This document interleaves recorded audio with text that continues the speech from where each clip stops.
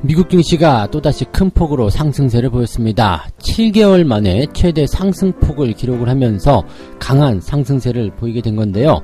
자, 일단 기업들의 실적도 좋게 나왔고요. 경제 지표도 긍정적으로 나오면서 투자자들의 마음을 많이 긍정적으로 이끌어낸 것 같습니다. 자, 미국 증시가 계속해서 올라간다라면 국내 증시에도 긍정적인 영향이 나올 수 있다. 전 세계 증시가 다시 좋아질 수 있겠다. 이렇게 얘기가 나올 수 있겠는데, 지표나 자세한 내용들은 크게 변한 건 없습니다만 시장이 잘 올라가니까 분위기는 좋아졌습니다. 자, 미국 증시 상황들 자세하게 알아보도록 하겠고요. 자, 골드만삭스에서는 유가의 상승이 수년간 계속될 것이다 라는 얘기를 내놨습니다. 공급의 부족이라든지 또 친환경으로의 전환, 이러한 내용들이 유가의 상승을 부추기고 있다, 이런 이야기인데, 자, 유가가 계속해서 올라가면 문제도 되겠거니와 또 거기에서 나타나는 수혜도 같이 생길 수 있을 것 같은데요. 자, 이 내용들을 좀 자세하게 알아보면서 유가 상승에 대한 내용들을 보도록 하겠습니다. 빚내서 투자하는 B2가 한 달간 무려 3조 원이나 줄었다고 합니다. 급격하게 위축되었다고 보시면 되겠죠. 즉, 한 달간 3조 원이 빠져나갔다는 이야기인데, 자, 빚을 내서 투자하는 금액이 줄어든 것인지, 반대 매매를 통해서 강제로 빼앗긴 것인지, 이 부분은 여러분들도 잘 알고 계실 거라 생각합니다. 자, B2가 줄어드는 것은 좋은데, 과연 후폭풍은 없을 것인지, 여기에 대한 부분도 같이 알아보도록 하겠습니다.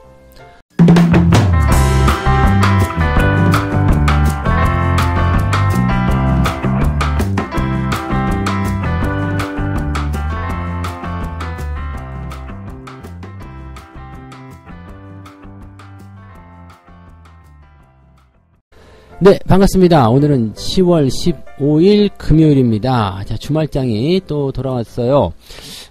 주말장은 아무래도 이제 변덕이 좀 나타날 수 있는 부분이기 때문에 약간은 이제 걱정거리, 약간은 이제 좀 불안한 마음 가지고 계셨으리라 생각합니다. 자, 미국 증시가 일단 상승을 하게 되면서 그런 불안감이 조금, 말랑말랑해지지 않았을까 생각되는데요. 그래도 주말장에 대해서는 여러분들 경계심을 좀 늦추지 않는 것은 당연하다 보시면 되겠습니다. 자, 어제도 많이 올랐고, 또 그런 어떤 배경 속에서 다우지수가 또 상승세를 보이는 모습이 좀 나타나니까 자신감이 충만해 있을 것 같은데요. 항상 방심할 때 당한다는 거 절대 잊지 마시고 주말장 변수에 대해서 여러분들이 경계심을 늦추시면 안 되겠습니다. 자, 다우지수는 1.56% 상승했습니다. 나스닥은 1.7%대 상승이 나왔고요. 둘 다 아주 강한 상승이었죠. 자, 일단은 출발 자체도 강하게 시작을 했고요. 장중에 계속해서 상승세를 보이면서 흐름이 굉장히 좋게 만들어졌습니다. 이게 7개월 만에 나타난 최대 상승폭이라고 볼 수 있기 때문에 지금 어떻게 보면은 현재 좀 조정이 나올 것인가 좀 부담스럽다 이렇게 생각했었던 다우지수나 나스닥에게 굉장히 이제 긍정적인 이슈들을 만들어주는 모습이 아닌가 생각합니다. 나스닥 같은 경우는 지금 연속 상승이죠. 그래서 추가 상승에 대한 가능성도 계속 나타나고 있는 상황이고요. 악재에 대한 부분들이 많이 소멸이 된 그런 상태 속에서 다음 달에 있을 테이퍼링, 요때까지는 특별하게 나올 만한 악재가 없다라고 생각해 볼 수도 있지 않겠습니까? 그렇다면 분위기가 이제 시장의 흐름을 좌우하게 될 텐데, 시장에서 나타날 수 있는 분위기는 일단 상승 흐름으로 전환되었다.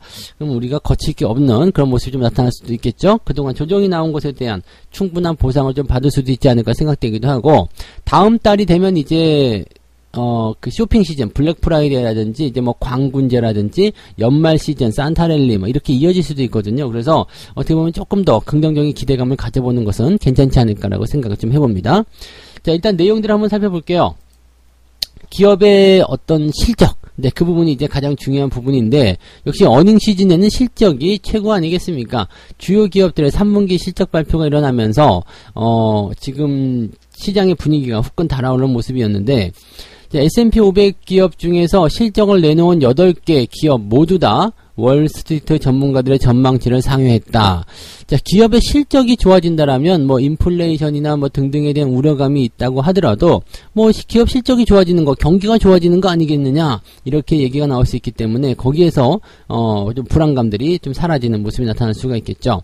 자, 뱅크 오브 아메리카나, 시티그룹, 웰스파고, 모건 스탠리 이런 월가의 은행들은 일제히 전년 동기보다 순이익이 50% 안팎으로 급증했다.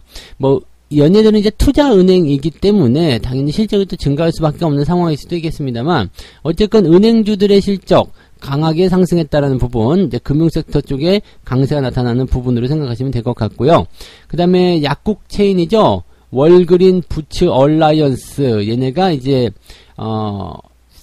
여기 지금 7%대 급등이 좀 나왔는데, 약간의 이제 M&A적, 네, 그런 이슈가 좀 있었기 때문입니다. 그리고 실적 발표도 괜찮게 나왔기 때문에, 긍정적인 부분들이 이제 기업들에게서 나타나는, 어떤 강력한 상승 드라이브가 걸리고 있다라고 보시면 되겠습니다.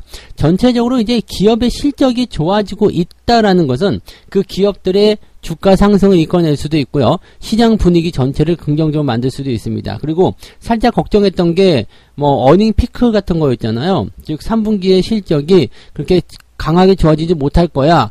이제는 실적이 점점 감소할 거야.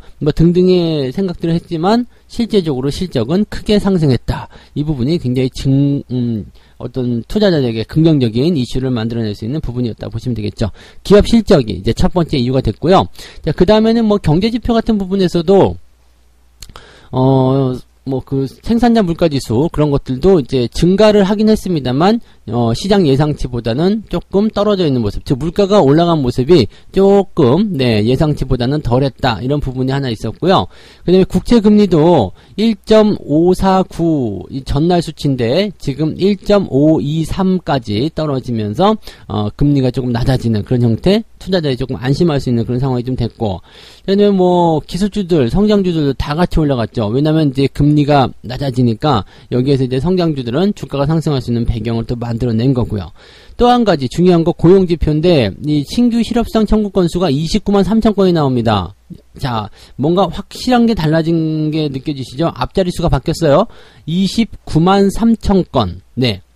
이거는 20만 건대로 떨어졌다는 이야기예요. 그러니까 코로나 바이러스가 이제 대유행, 즉 팬데믹 이후에 처음으로 나타나는 겁니다. 30만 건은 훅 넘어서기도 했었고, 기억나시죠? 이 신규 실업수당 청구 건수가 100만 건 넘어가고 그랬잖아요. 근데 지금 29만 건대. 자, 지금 코로나가 발생하기 전에 나타났었던 게 24만 건 정도였었거든요. 그러면은 29만 건이면 얼마 차이 안 난다는 이야기예요. 자, 그러면 점점점 좋아지고 있다라는 거 아니겠습니까? 점점 일상으로 돌아가고 있다는 거. 그러면 이제는 부담감이 많이 줄어들 수밖에 없겠죠. 또 신규 실업수당 청구 건수가 줄어들었다는 것은 그만큼 고용자가 늘어나고 있다는 이야기고, 고용이 살아나게 된다면 소득 증가, 그 다음에 소비 증가, 경기 회복으로 진행될 수가 있다는 얘기죠. 당장 이제 경기의 고점을 얘기하는 부분들이 아직은 멀어 있기 때문에, 경기가 계속 좋아지고 있기 때문에 유동성을 줄이겠다 등등의 그런 테이퍼링이나 금리 인상 얘기들이 나오고는 있습니다만, 경기가 고점이라는 얘기는 아니잖아요. 그렇기 때문에 경기가 계속 좋아질 수 있는 그런 상황으로 가고 있다. 그리고 실질적으로 수치가 그렇게 만들어지고 있다라는 것들이 투자자들의 마음을 좀 녹이고 있다라고 보시면 되겠습니다. 그렇지만 이제 전문가들 입장에서는 공급망의 병목 현상으로 인해서 기업 실적이 별로 안 좋을 것이다. 근데 이거는 이제 실적 발표가 나오면서 좋게 만들어졌고요. 인플레이션이 장기화되고 있다는 거.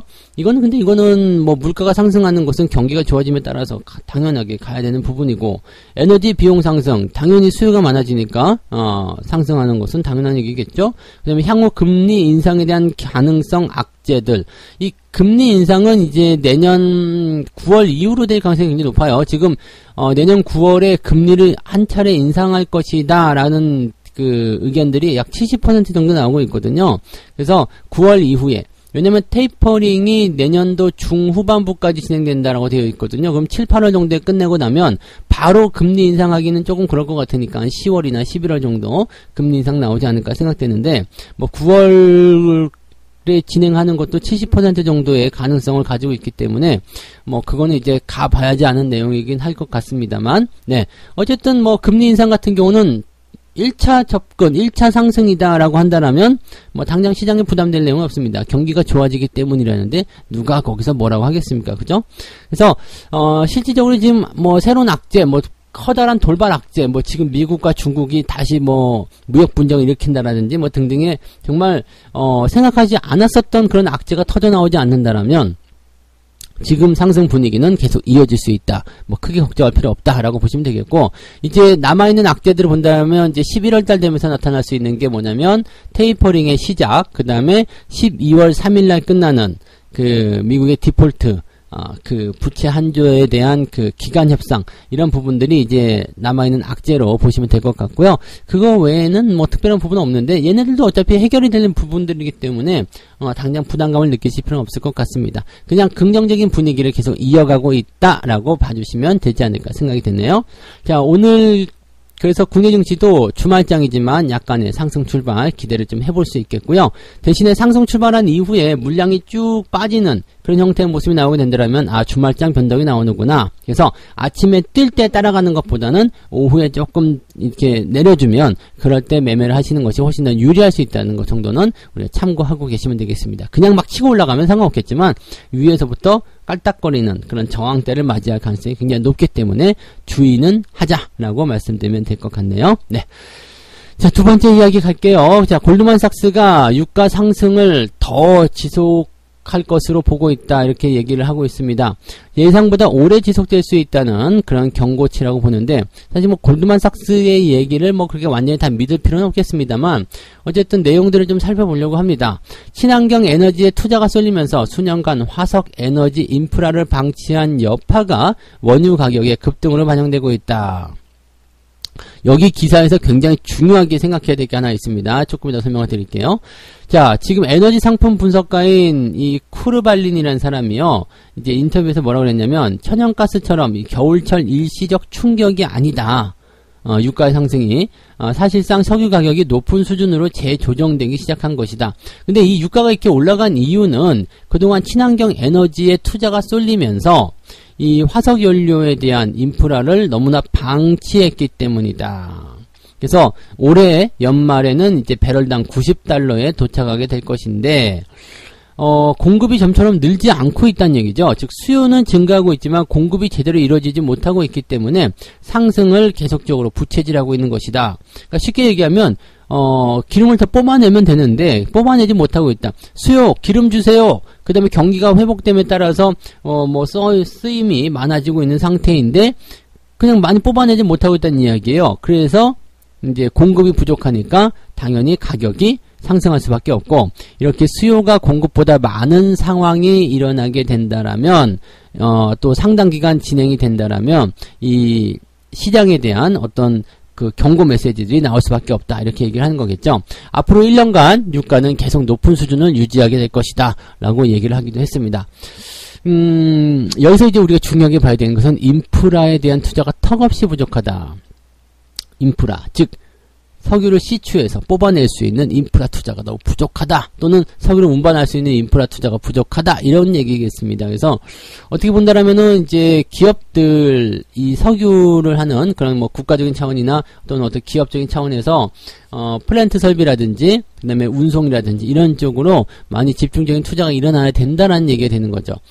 지금은 이제 해운 쪽으로 보기에는 조금 그렇고요. 이거 기름만 날르기에는 해운이나 조선 쪽에서는 약간 좀 그렇죠. 근데 조선 쪽에서는 이제 이런 석유를 옮기기 위한 그런 선박을 건조하거나 이런 쪽으로는 수주가 나올 수 있겠습니다만 해운은 석유만 날라가지고는 이게 당장 뭐 운임이 올라간다거나 그렇진 않아요.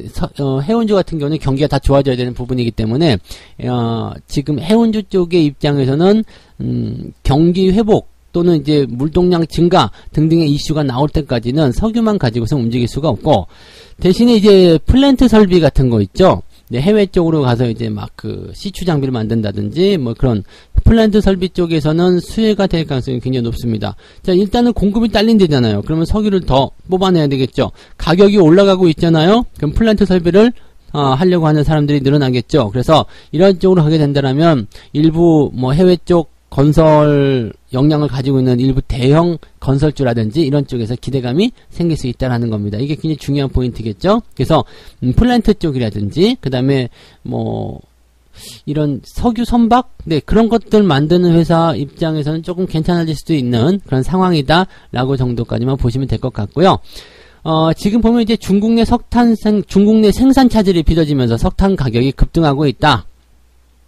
근데 이거는 뭐 중국이 글쎄요, 뭐 석탄을 지금 호주와의 어떤 관계 때문에 좀 이렇게 된 부분이 아닌가 생각되긴 하는데, 뭐 아무튼 석탄 가격이 급등하고 있다는 부분도 좀 있고, 시추에 대한 작업이 제속도를 내지 못하고 있지만 수요는 급증하고 있다. 그러니까 계속해서 이제 어떤 더 뽑아내라. 네. 생산에 대한 그런 부분들을 이야기하고 있는 거예요. 그러니까 골드만 쪽에서는 생산이 불만이다 이거죠.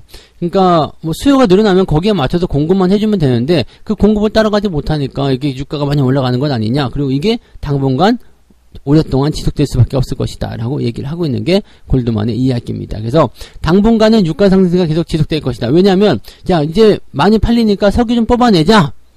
그럼 당장 내일부터 많이 뽑아낼 수 있는 게 아니거든요. 만약에 뭐 오펙 쪽에서 이제 회의를 통해 가지고 증산하자라고 하더라도 그게 당장 되는 건 아니기 때문에 당분간은 특히 올 연말까지는 네, 유가 상승이 계속 지속될 수 있겠다라고 생각하시면 될 것 같고, 그 다음에 뭐 내년도, 내후년도에도 계속적으로 상승할 수 있는 배경이 있다.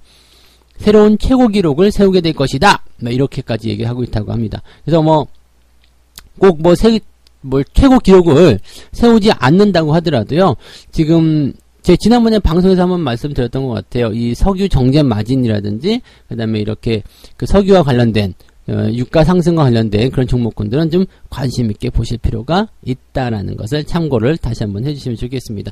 골드만삭스의 경고를 모두 다 받아들일 필요는 없겠습니다만, 그 배경 속에 있는 것들을 하나씩 짚어보실 필요는 있다라는 거 말씀을 드릴 수 있겠죠. 네. 자, 세 번째 이야기 넘어가겠습니다. 불안한 증시에 대출 규제까지 나오니까 B2도 한 달간 3조 원이나 급속적으로 위축되었다. 자, B2가 17거래일 연속적으로 쪼그라들었다고 합니다. 그래서 5개월여 만에 최저 수준으로 내려앉았다. 지금 신용잔고, 신용거래 융자 잔액이요. 22조 8,900억으로 집계됐다. 이게 27조까지 갔었던 것 같은데요. 근데 점점점 줄어드는 모습이었던, 25조 원에서 22조 줄었군요. 25조 원 규모로 늘어났다가 이제 22조로 다시 줄어드는 모습이었습니다. 자, 지금 9월 달에 나타난 그 신용잔고가 25조 원으로 사상 최대치였다라고 합니다. 그래서 가장 높았었던 그런 포인트였던 것 같은데, 그 이후에 이제 계속 줄어들었다. 이런 모습이 좀 있어요. 이게 그래프로 보면은 굉장히 좀 가파른 속도가 좀 보여집니다. 자, 그리고 또 재밌는 게 이 시기에 대한 부분이에요. 잘 보세요. 9월 13일날 25조 7천억을 찍었어요.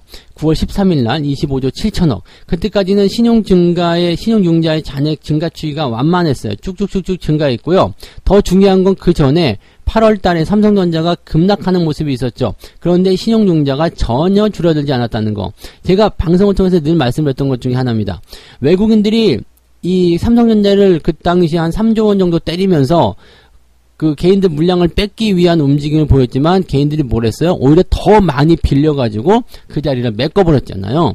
그러면서 여기에 대한 어떤 부분들이 좀 이게 아닌데 라는 느낌으로 좀 다가왔을 거란 말이에요. 근데 지금 같은 경우는 어때요? 삼성전자 주가가 쿵 추가적인 하락이 나타나면서 지금 잔고가 훅 줄었죠. 여기에 대한 이유가 굉장히 중요한 겁니다. 그리고 여기서는 이제 반대 매매가 많이 쏠려서 나갔을 가능성이 굉장히 높고요. 왜 지난번 8월달처럼 이제 신용을 더 써가지고 이렇게 물타기를 못하느냐? 일단 첫 번째는 돈이 없다. 이거일 수도 있겠고요. 그 다음에 또 한 가지는 대출 규제. 그 다음에 금리 인상, 부담감 등등등이겠죠. 그러니까 이런 내용들이 현재 시점에서 나타나고 있다. 그러면 지금은 신용융자가 쿵 하고 떨어지는 모습인데, 자, 22조 9천억입니다. 22조 9천억이면 제법 많은 수준으로 떨어졌어요. 지금 이게 한 4월달, 올 초 정도 수준이거든요. 그러니까 본격적으로 개인 투자자들의 어떤 자금들이 막 늘어나는 그 시기와 비슷한 상황이 됐는데, 이 정도면 충분히 뺏어먹은 거 아니냐라고 할 수도 있긴 하겠습니다만은, 이 신용융자에 대한 어떤 그 기준치는 확실히 정해지진 않았습니다. 그래서 지금 시장의 규모가 뭐 과거와 비교하기는 많이 커져 있잖아요. 지금은 3,000포인트 시대고요. 과거에는 2,000포인트 시대 뭐 이렇게 나눠질 수도 있거든요. 그러니까 그때와 대비하기는 좀 그렇습니다만은 그래도 신용융자가 지금 22조 원, 이것도 아직은 좀 높은 편이죠. 그래서 한 20조 원대 아래로 한 9조, 한 20조, 뭐 그 정도, 한 1, 2조 정도만 더 줄어들어도 충분히 좀 괜찮아지지 않았을까라고 생각을 좀 해볼 수 있겠습니다. 왜냐면 시장 규모를 따져보게 된다면, 과거에는 뭐 10조 원대 안팎, 뭐 코로나 시대에 이때는 10조 원대였잖아요. 그러니까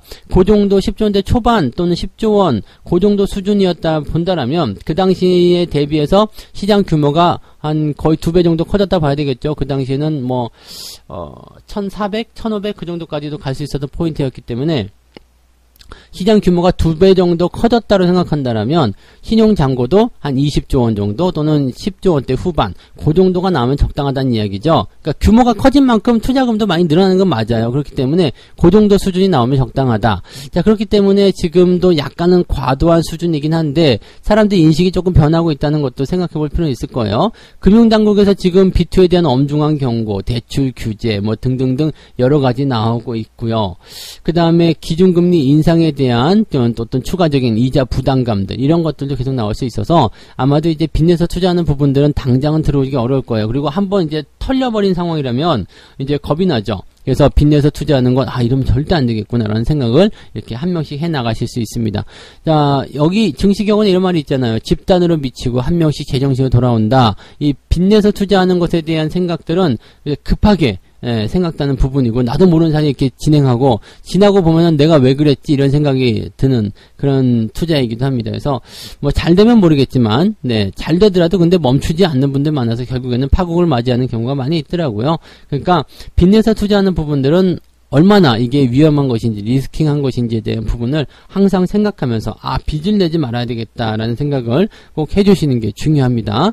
자, 어쨌건 뭐 지금 현재 신용잔고가 급격하게 줄어들었다는 것은 지금 사람들이 들어오지는 못하고 있고 또 반대 매매 같은 것들을 통해서 많이 털려나가고 있다라는 거 또는 뭐 스스로 자발적인 매도를 통해서 나갈 수도 있겠고요. 그래서 그런 부분들을 생각하시면 되겠습니다. 이게 돈을 많이 벌어서 빚을 갚은 건 아니에요.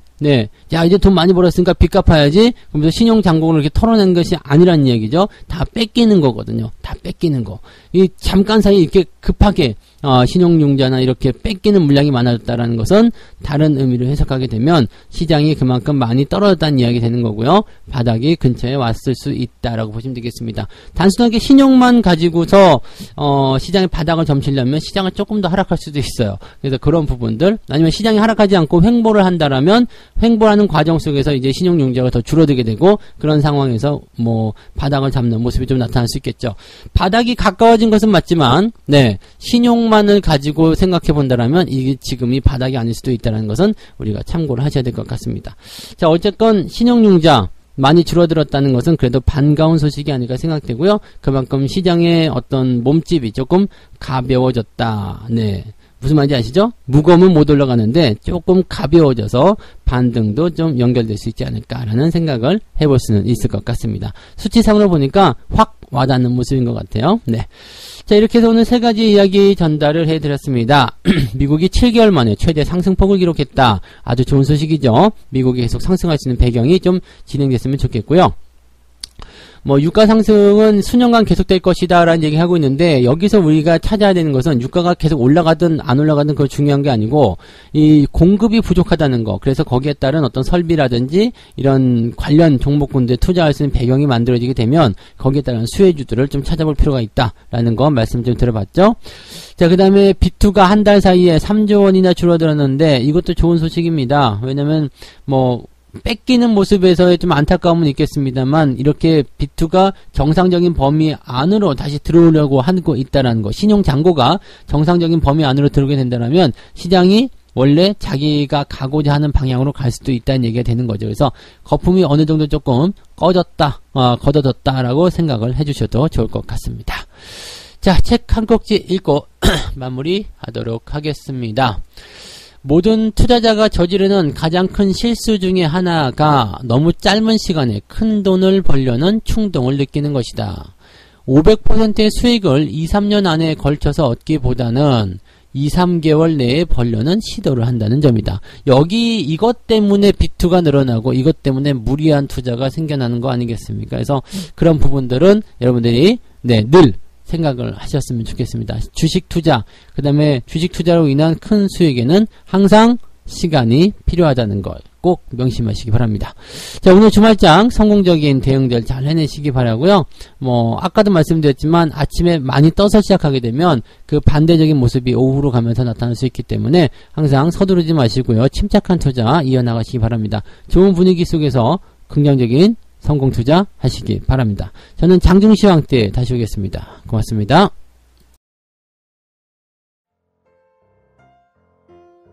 본 방송에서 제공되는 모든 정보는 투자 판단의 참고 자료이며 투자의 최종 책임은 본 방송을 이용하는 본인에게 있습니다.